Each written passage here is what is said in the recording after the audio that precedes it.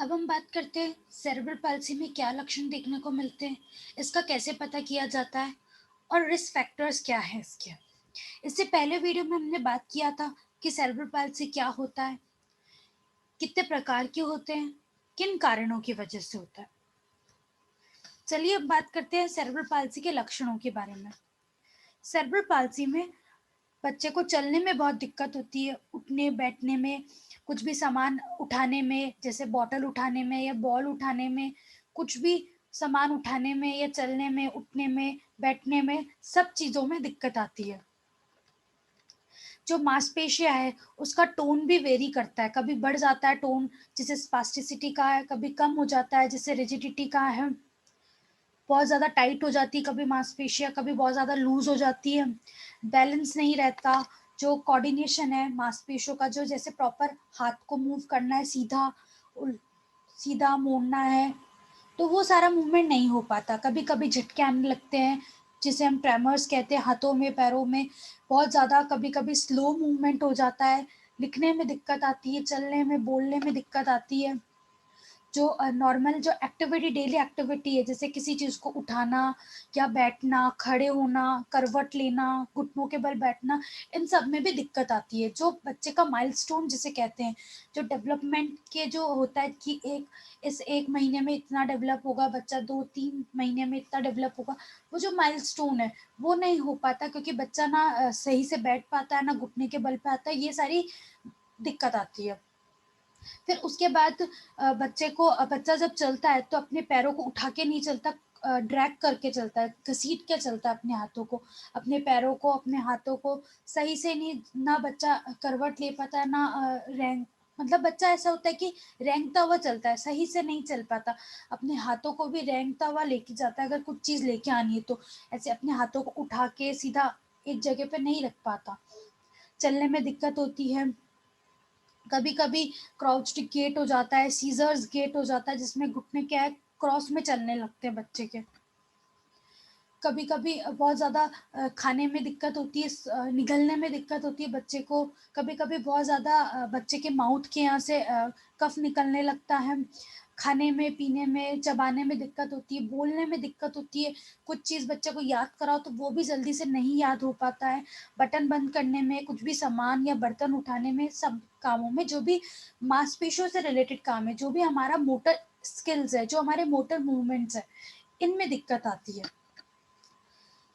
Cerebral palsy में हमारी जो बच्चा है उसकी पूरी बॉडी खराब हो जाती है। मतलब कभी तो एक एक साइड का होता है, कभी दोनों साइड का होता है या फिर पूरी बॉडी होती है। वो डिपेंड करता है कि सेरेब्रल पाल्सी कैसा है। पर ये समय के साथ नहीं चेंज होता। अगर जो शुरुआत में बच्चे को जितनी दिक्कत आ गई, वही आगे जाके उतनी ही दिक्कत रहती है या दिक्कत आगे नहीं बढ़ती। अब इसमें बच्चे को देखने में भी दिक्कत होती है, उनकी सुनने में दिक्कत आती है।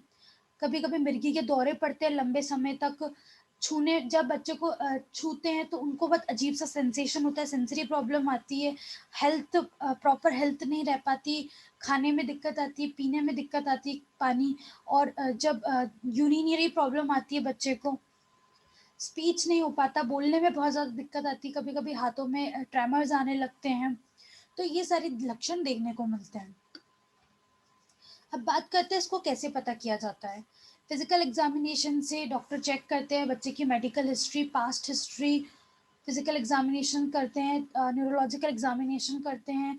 इससे ईईजी होता है, इलेक्ट्रोएन्सेफेलोग्राम, जो ब्रेन की इलेक्ट्रिकल एक्टिविटी को चेक करते हैं, उसके वो करते हैं, एमआरआई स्कैन करते हैं, सीटी स्कैन, क्रेनियल अल्ट्रासाउंड करते हैं, ब्लड टेस्ट करते हैं, तो इन सब से पता करते हैं। फिर अगर बच्चे को इसमें सबसे ज़्यादा विज़न लॉस होना, सुनने में दिक्कत, बोलने में दिक्कत, चलने में, तो इन सब के भी इंडिविजुअल टेस्ट होते हैं। फिर हम बात करते हैं सबसे ज़्यादा किन में रिस्क होता है ये। अगर हम बात करें तो मैटरनल हेल्थ की, अगर जब माँ प्रेग्नेंट है, प्रेगनेंसी के टाइम में जब माँ कंटिन्यू एक्सपोज़र में आ रही है किसी एसिड्स के, किसी केमिकल के या किसी वेस्ट प्रोडक्ट्स के जो हार्मफुल है उनके लिए भी और उनके बच्चे के लिए भी। तो इस वज़ह से ये रिस्क होता है बच्चे में सेरेब्रल पाल्सी के चांसेस बढ़ जाते हैं। अगर इन्फेक्शन हो रहा है माँ को, बच्चा जब पैदा नहीं हुआ है उस दौरान माँ को इन्फेक्शन हो गया, जैसे वायरस इन्फेक्शन हो गया, बैक्टीरिया इन्फेक्शन हो गया, cytomegalovirus, German measles, rubella virus का इन्फेक्शन हो गया, हर्पीज इन्फेक्शन हो गया, सिफिलिस हो गया, टॉक्सोप्लाज्मोसिस, ये पैरासाइट इन्फेक्शन, तो बैक्टीरिया जो भी इन्फेक्शन हो गया या फिर कंटिन्यूस किसी केमिकल एस्बेस्टोस या कोई भी सिलिका इसके संपर्क में अगर माँ आ रही है बार बार, तो उस वजह से बच्चे में ये दिक्कत आती है और बच्चे में सबसे ज़्यादा रिस्क होती है। जीका वायरस की हम बात करते हैं तो ये सब दिक्कत आती है इन लोगों में। दूसरी हम बात करते हैं, अगर बच्चा पैदा हो गया उसके बाद अगर बच्चे में क्या जो ब्रेन है उसमें इन्फ्लामेशन हो गया, इन्फेक्शन हो गया है, या ट्रॉमा हो गया, या फिर कुछ भी ब्रेन का फ्रैक्चर हो गया है, ब्रेन की इंजरी हो गई है, कुछ भी कारणवश ब्रेन में दिक्कत आ गई है बच्चा जब पैदा होता है उसके बाद, तो उस वजह से भी सेरेब्रल पाल्सी होने के चांसेस ज़्यादा होते हैं। ब्रेन में जो है खून बहुत ज़्यादा बह रहा है, स्ट्रोक आ गया है, लकवा आ गया है, या फिर बच्चा जैसे पैदा हुआ है और उसको जॉन्डिस हो गया है, इस वजह से भी दिक्कत आती है। फिर हम देखते हैं कि कुछ जो प्रेगनेंसी और बर्थ इन दोनों से रिलेटेड, जैसे बच्चा जब बाहर आ रहा है तो वो सर के बल नहीं आ रहा, नॉर्मली बच्चा सर के बल बाहर आता है, बट उसका जो ब्रीच प्रेजेंटेशन है वो सही नहीं है, वो पैरों के उससे पहले बाहर आ रहा है, तो उस वजह से भी रिस्क होती है। अगर बच्चा का जो वेट है, जैसे ही बच्चा हुआ है उसका वेट देखते हैं, तो अगर नॉर्मल वेट होता है 2.5 केजी, 5.5 पाउंड, अगर इतना नहीं उससे कम है बच्चे का, तो उसमें भी ये चांसेस होते हैं सेरेब्रल पाल्सी होने के। अगर एक से ज़्यादा बच्चा हो रहा है उसमें भी ये दिक्कत होती है। अगर बच्चा समय से 9 महीने से पहले ही जन्म ले लिया, 28 हफ्तों से पहले ही उसका जन्म हो गया है, तो उस वजह से भी दिक्कत आती है।